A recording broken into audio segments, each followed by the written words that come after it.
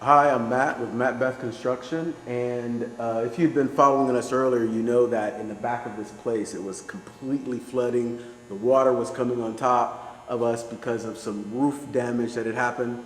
And sometimes property owners and business owners, they don't know what the right solution is when you have water coming down. And what they try to do, they try to put a bunch of buckets on the ground to catch individual leaks.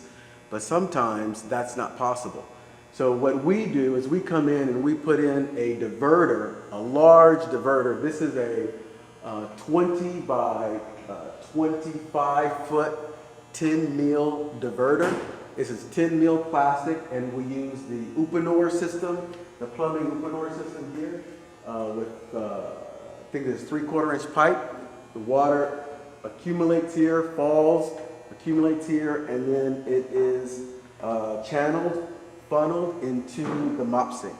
That way we don't have to maintain it, and if water comes in, it'll go straight to the mop sink.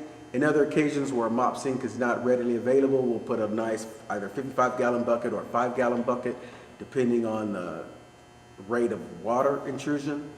And then from there, we have to monitor it on a daily basis.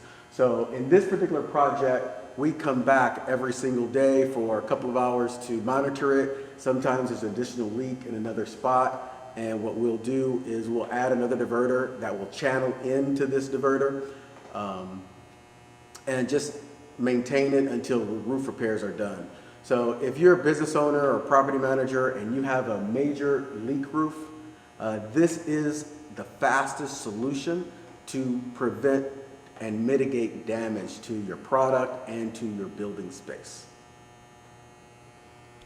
MattBeth.